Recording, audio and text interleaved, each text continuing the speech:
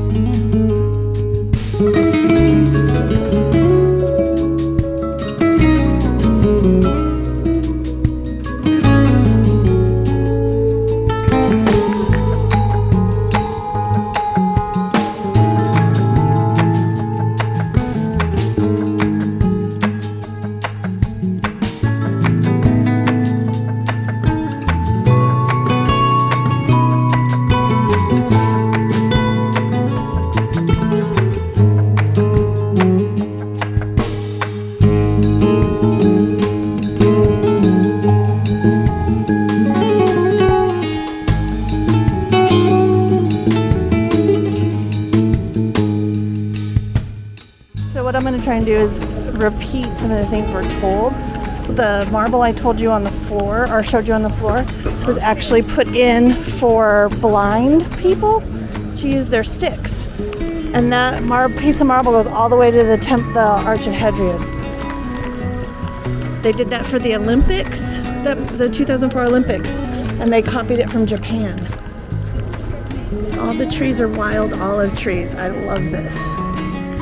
So the cobblestone streets, everyone, are marble, and they're slick.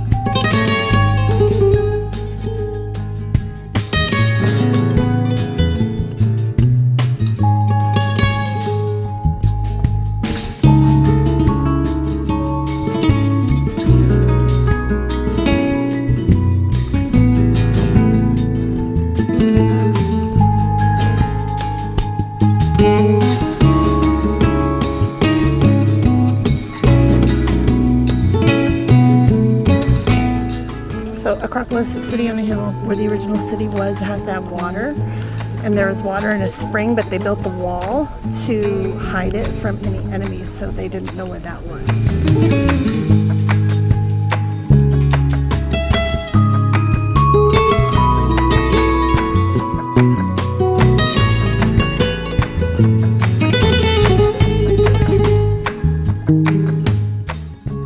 So this is a Roman theater, a covered theater, an Odeon. So the roof is gone, but we'll go check out the whole theater.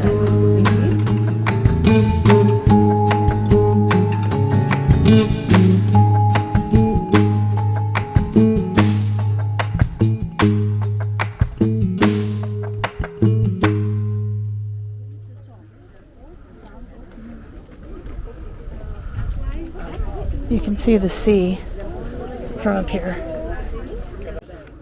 Wow. So they still use the theater for performances until October. They take the month of August off because in the holiday. That's the Temple of Philippos. His tomb isn't there.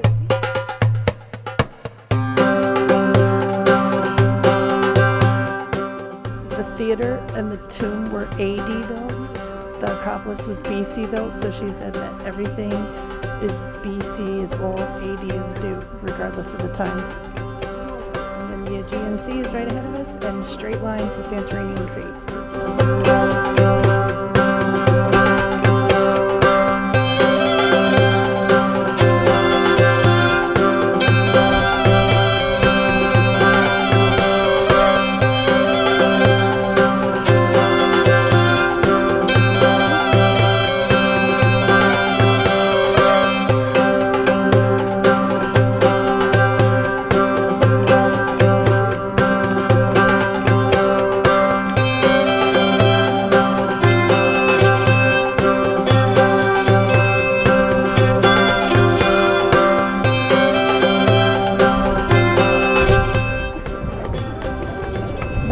Temple of Athena, Nike, and the view of the city.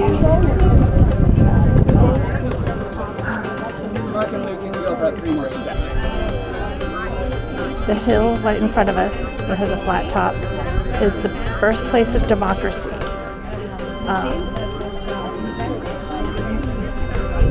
Athenians.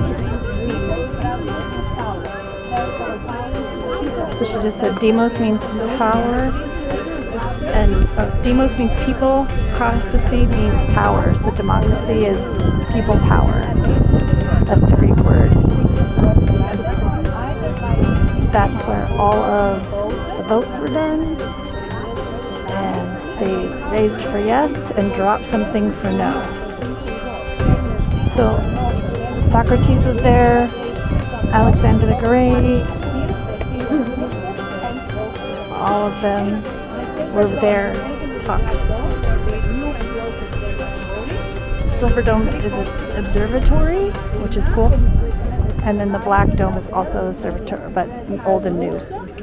On the other side of the people is the Temple of Hephaestus, where the marketplace happened. There you go. Best preserved temple in Greece, because everything stands. Temple of Hephaestus right in front of us.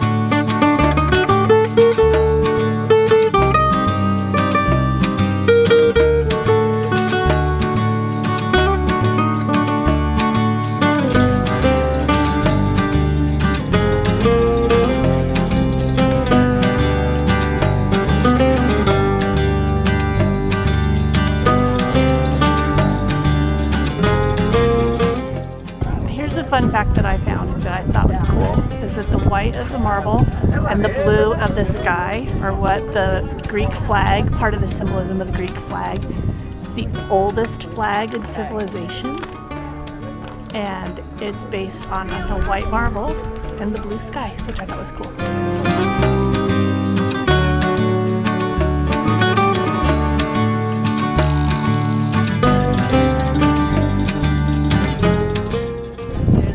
Acropolis, or Mars Hill. Once again, the seat of democracy is that gray, flat mesa across the way. Yes, I'm using a Coloradoan word because that's what we know. It's a mesa.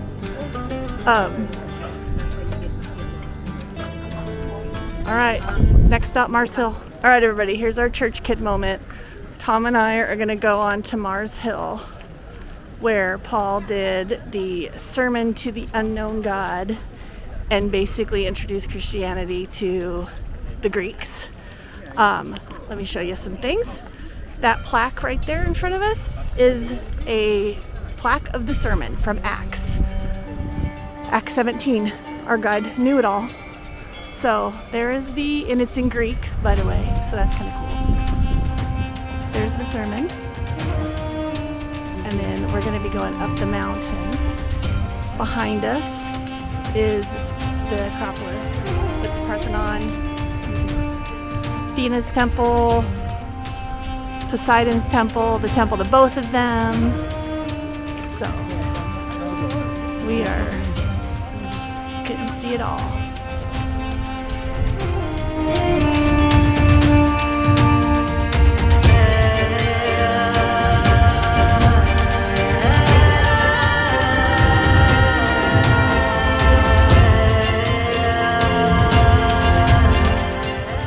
So yeah, the interesting thing that we've learned is everything's made out of marble, so it makes all the surfaces extremely slippery. So we had to be very careful, even those of us who don't have mobility issues. Wow.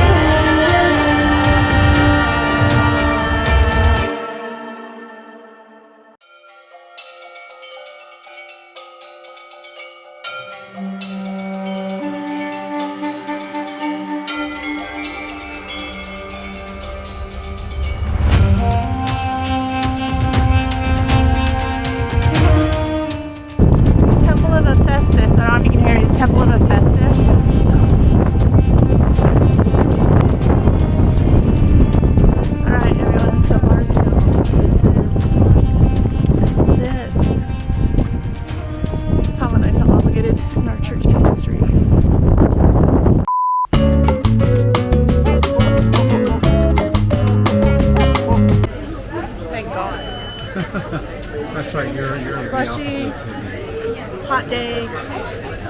Tom was just saying it's not a Dole Whip, and I said it wasn't Mickey shaped, but it's a Disney tradition. It's hot and you get something cold.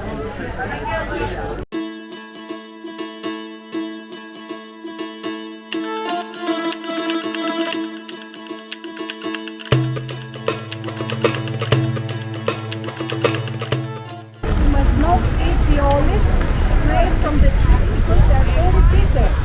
If you bite them, the bitterness might stay in your mouth for 3 days.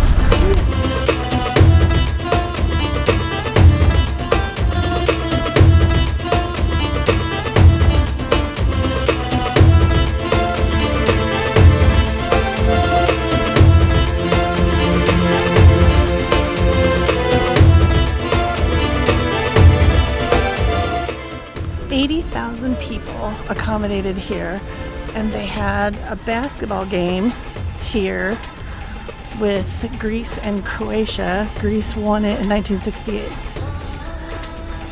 First modern games were held here in 1896. There's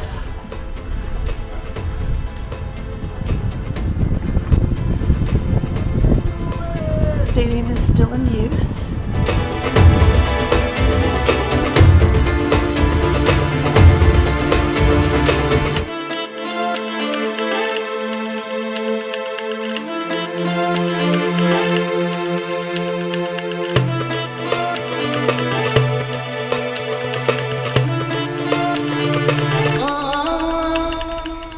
So because I'm in an Olympic stadium, does that make me an Olympian? Sure. Cool. Tom says yes. Huh? We're both Olympians. Tom said he's a Special Olympian. So Tom and I are going to get our pictures taken on the throne underneath the Olympic rings where the King and Queen of Greece would sit. So not only are we Olympians, we're now royal. Bruh. So I'm especially royal.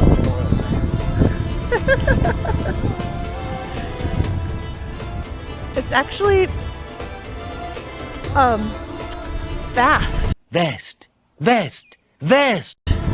It's bigger from down here.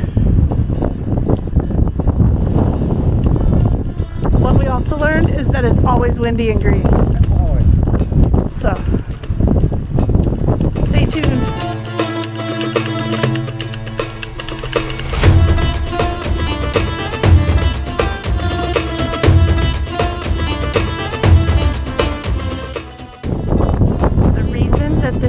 is built here is this is where the soldier who ran from Marathon to Athens to tell that the Persians were defeated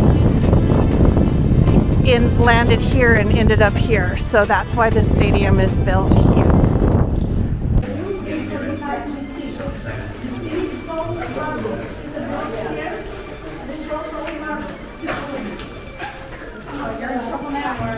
All marble, all original marble.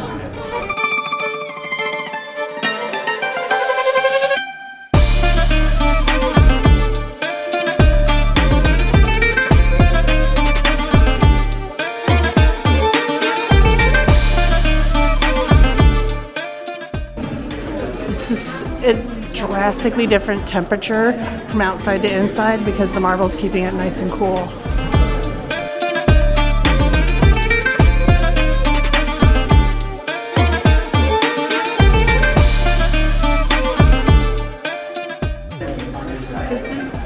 Tunnel that the athletes would come into the tunnel, or the tunnel that they'd come in to go to the stadium.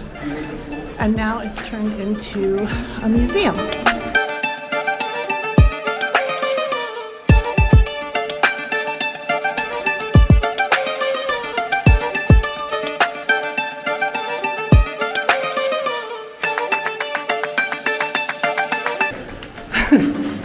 We just got told for tall people to mind their head.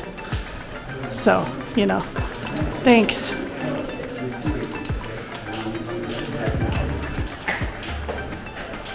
All these are scenes from the Olympics.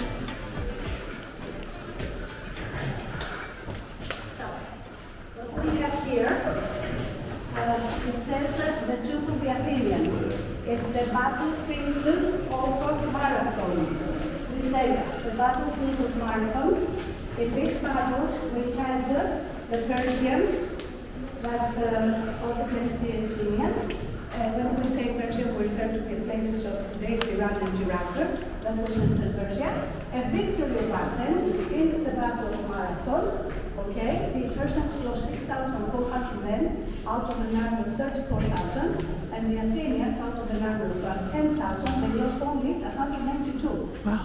Very big victory. And the soldiers were buried, we made it and buried together, under this mount of the plain. So when we have today the marathon race, over here you see perhaps that house, this is the village of Marathon. So they start running from there, they made the tour, run around the tube, and then continue for Athens in respect. Also, 192 horsemen are depicted in the carved sculpture frieze of the Parthenon, 192 horsemen. So the archaeologists believe that it's these Athenians that were built at the Battle of Marathon, so they are commemorated over there at Acropolis. Here we have the helmet of the Athenian general Miltiades, the bronze helmet, and he carved his name and the inscription. Dedicated to Zeus. This is in Olympia, together with the spoil taken from the same battle, a Persian or Assyrian helmet as a loot. Okay? So this helmet we still have. And here, please.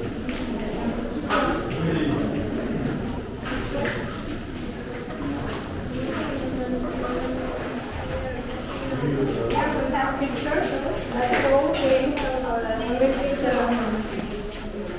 stadium here, 1996, and here is the victor of the first marathon race, Spiros Louis. Okay, Spiros Louis, or Spiros Louis.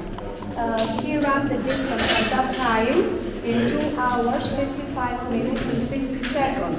And he had to go up and down the hills through the villages, no asphalt road, no Nike shoes, no isotonic drinks, and he still managed to be the first. Today they covered the same distance in 2 hours and 8 minutes. But they were Nike shoes, they have isotonic drinks, it's all flat. So that's it. And what he got as the victor of the first marathon race is this cup, this silver cup with the designed by this emperor. The picture shows the exact size of this object. Now it's back in Greece, because it had been sold at an auction. This is the Guinness certificate. Come please closer to see. The Guinness certificate given to this stadium for the seating capacity, 80,000 people, largest crowds. For a basketball match, and of course we won by 7 points. Let's go higher up, please. I'm not sure if we heard the torches are the Winter Olympic torches. And now we've got Summer Olympics torches.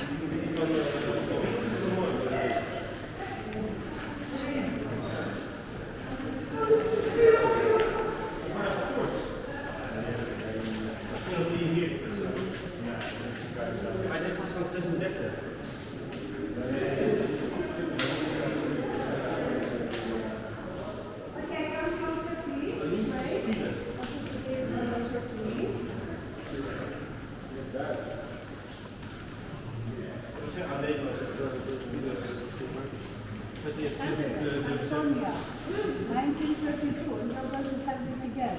We also have again. Are you ready for the Olympics? Sure. I'm ready for a World Cup. Okay, closer to me, please. 5 matches at AT&T. We introduced the lighting of the Olympic flame in 1936 for Berlin. Okay, Berlin Olympic Games. That's the poster and that's the coach. Okay, so 1936, the lighting of the Olympic flame. It's done in Olympia. This here is a replica. This is a replica of the parabolic mirror that we have in ancient Olympia, and we use this to light the Olympic flame. So, for example, we put the torch like this, and we meet the sun, and this is lit automatically because of the sun. And we have women that are dressed as priestesses. The highest of the priestesses gives the torch to the first of the runners. He runs about 2 kilometers nearby. We have the building of the Olympic Academy. In front of that building, we have in a marble slab the embalmed heart of Pierre de Coubertin. Embalmed heart of Pierre de Coubertin. He's the guy who revived the French baron, who revived the Olympic Games, and he wanted his heart to be buried in Olympia and his body rests in France. So we light the wick in front of his embalmed heart, and every 2 kilometers, the athletes carry the flame all over Greece, right, for about 2 weeks. When the flame comes to Athens, stays at the Acropolis overnight, guarded by soldiers, because it's an honor to have it. And then the next day they bring it to the stadium and they put the Olympic flame in this altar right here. And this they put in the middle of the stadium. And that's where we have the ceremony of handing the Olympic flame to the country that will host the next Olympics. Every year, winter and summer, every other year, winter and summer Olympics, we have the same drill. This is a picture that shows the condition of the stadium when it was under construction for the Olympics 1896.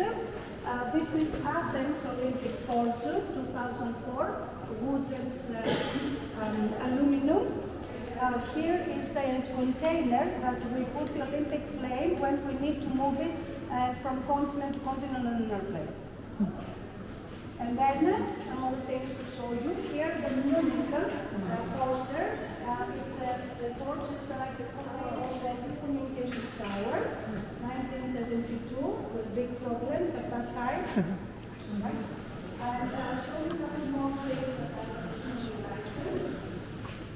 That's cool.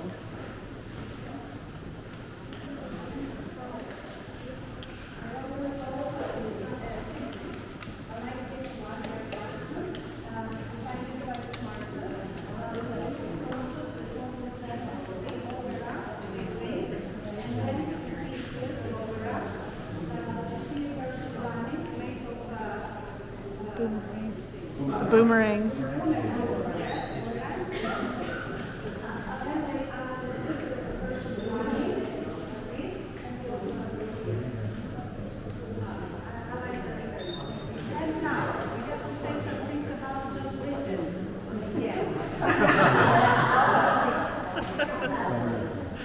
Okay,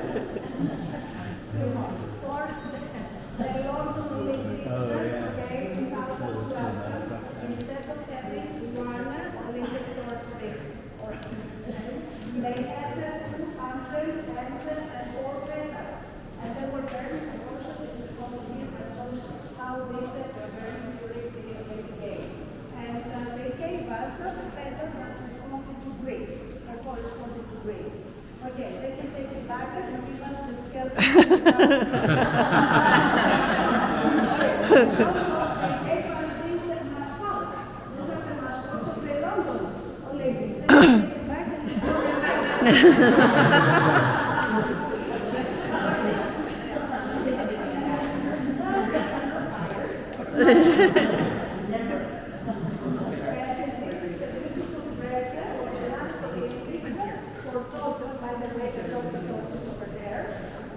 with a lid on top, which was not used.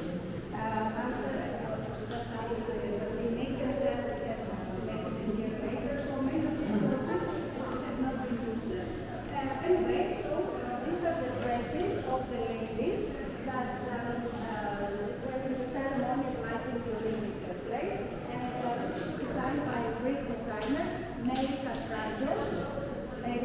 She lives in London, she's Greek, she lives in London, and she made this costume like that, and we all need to follow. Later.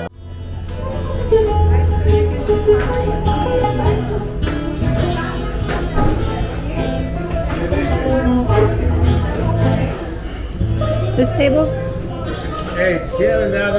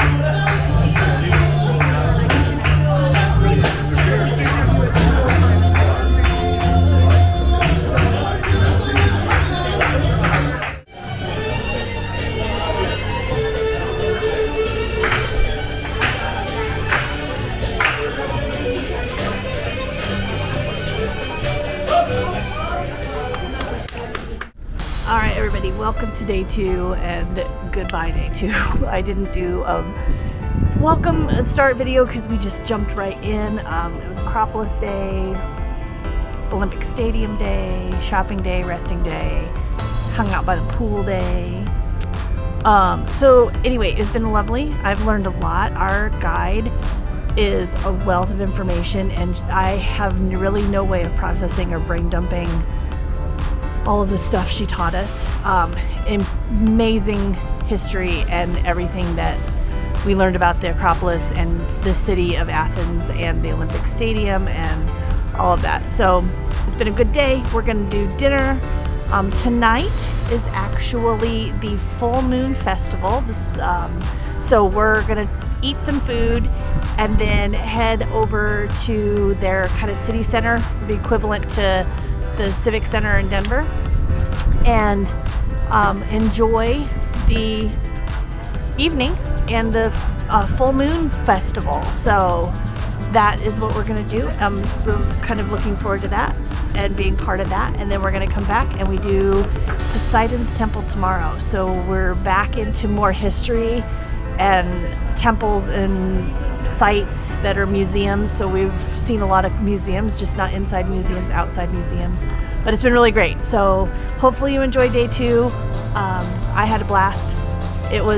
I told Tom earlier today that I didn't really have any expectations coming because you don't know what to expect, but I have just been blown off by it and so excited to be here. And I got to be where the seats of civilization and saw where democracy happens and walked the places that Socrates walked and Plato walked, and I stood on top of Mars Hill where Paul gave the Sermon of the Unknown God, and it was just really cool to know that the things that happened in those spaces and what happened in those spaces and how they've even influenced where I live. So anyway, thanks a lot. I will catch y'all tomorrow.